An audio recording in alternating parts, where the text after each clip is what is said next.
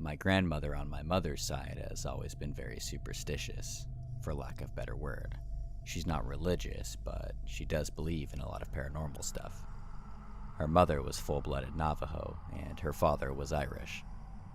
Either way, she'd never been anywhere east of Montana, and she grew up in Nevada. One year, when I was in grade school, we went to visit her. Most of the visit was pretty uneventful, typical boring old people stuff. Except she always kept her curtains drawn shut and would always peek out the window, and when someone asked what she was doing, she would simply reply, lushi is watching me." This went on for nearly the entire visit until a few days before we were due to leave. My grandma and my then baby brother, he's now 19, were in the front yard that evening, planting flowers, when all of a sudden, my grandmother starts shouting, "Henry, get away from that creature! It's not safe!" Of course, being in Nevada, we all assumed that my brother had found a scorpion or a rattlesnake, so we all run outside to see my grandmother clutching my little brother and shaking in terror against the side of the house. Standing out in the yard was a black, large, Great Dane-sized dog. It was staring at my grandmother with intensity I'd never seen before. It looked up at us, gave a little huff, and bounded off. I don't remember if it moved unusually fast or not, but do remember it had really deep yellow eyes. When my mother asked my grandmother what had happened, she kept repeating, "The lushi has found me." She moved a couple of weeks after that. My uncle and my cousin saw a large deer on the side of the road. When they got closer, it hopped over the fence like a bipedal man. One time driving back from Gallup, my dad saw an old Navajo woman walking on the side of the road, and when he slowed to offer her a ride, she took off into the plains, quickly within human speed. Once when I was a kid, my family was at my aunt's house, which is in a rural, secluded area, when we were toyed with by a few entities. They would make animal noises, and when we looked to the direction from which the noises were coming, they would turn a flashlight on and off. The noises would come from all directions, in increasingly shorter succession. Usually when I'm there, on the reservation visiting, alone late at night, I will feel the presence of evil and dread. Panic and paranoia will wash over me, and as sudden as it comes, it'll leave. My uncle is Mexican and Native American. This happened in the Mojave Desert in Southern California. He was driving around with his girlfriend late at night, and they saw something that looked like a huge black dog on the side of the road. He slowed down, and the dog began crossing the road. Instead of walking like a normal dog, this thing moved like a toy rocking horse. He said it stopped in the middle of the road and stared right at them, and its eyes had a red glow. My uncle is the most badass person I know, and it scared the crap out of him. So this happened about 12 years ago. My family owns a farm in the heart of an Indian reservation. One winter, I was home for Christmas taking care of the farm, while my parents were away Christmas shopping. I was home by myself, way late in the night, and I hear all of our cows start freaking out. I knew it had to be the wild dogs that are rampant in that area.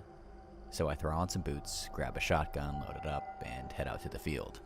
This was a perfect scenario for a horror movie. It was cloudy, but there was a full moon, and it was breaking through the clouds just right to light up all the snow. I ran out into the middle of the field, and just in time, I see two dogs. They were standing up facing each other and fighting. I think, perfect, 2 for 1. So I pump a shell into the chamber of Mr. 12 gauge, and then it happened. The two dogs heard the rack. They both stopped, looked over at me, and ran away, on their back legs. Immediately I froze, and every ghost story about skinwalkers and all the other native legends I grew up with instantly flew through my mind. Keep in mind, I'm a white guy, and up until then, these were all just boogeyman stories the native kids would make up to scare us. That night, they became real to me. I was spending a month with my cousins at my grandma's house. It was August, and my cousins' ages ranged from 10 to 15, and I was the oldest. I was staying with a 10, 13, and 14-year-old. We stayed up telling scary stories often, but one night a few weeks in, we decided to make a campfire out back. My grandma's house is in a rural suburb, The neighbors aren't too far when you're driving down the road to her house, but in the backyard, it's thick forest with man-made paths through it. Each house is on a hill, so only part of the basement was actually underground. That isn't important until later, though. So we're towards the east side of her yard in a smallish, open patch of land. You couldn't see the neighboring yards from there, and there was probably 3/4 of a mile to each side of us that belonged to my grandmother. It was maybe 11 at night, and we were playing Truth or Dare after telling scary stories, and my 14-year-old cousin dared me and the 13-year-old to go walk through the paths for 10 minutes or so. I said yes right away, as I wasn't easily scared and rather level-headed, but my younger cousin was a bit more hesitant. We didn't bring a flashlight because it wasn't pitch dark yet, and we could see enough to not die.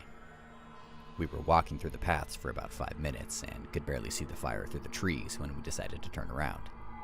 Standing there, in the middle of the path, was a large dog-like creature, hunched over with its front hands an inch from the ground. What I remember most was how its eyes were so fucking bright white, and it was a humanoid dog shape with a human-like head but a dog-like body, but human hands and feet. It looked right at us, and I know I was paralyzed with fear as it dashed away the opposite direction from us, towards a creek that ran through the yard. Eventually, my cousin and I screamed bloody effing murder, and the other cousins and my grandma ran to us. I don't remember much here because I was really disoriented and I couldn't think properly, but I did wake up in bed, so I assumed that I was brought up to the house. All the kids slept in the basement in a big room with sliding glass doors to the outside. As the room was on the side that wasn't underground, my bed was pressed against a big glass window and I could see my cousins playing outside down below. The house is in Michigan, so it gets slightly chilly even at the end of August, and there was a slight breeze, so I put a jacket on and ran to join them outside, skipping breakfast, not wanting to miss out on anything fun. When I got down, I could tell they weren't playing, but rather running to get my grandmother. Her dogs, both of them, were dead, ripped up. That night, we went to bed early. I woke up at maybe 2 in the morning because I felt something hit my head. My cousins were all sitting on the double bed opposite me on the other side of the room. There was 1 bunk bed and 2 double beds. The double beds for me and my 14-year-old cousin. They were being quiet and staring at me. The 13-year-old nodded his head toward the window. I froze. They all looked afraid. I turned my head slightly to the side and I saw a really messed up looking face pressed to the window with gaping eyes looking down at me. I screamed so loud and bolted.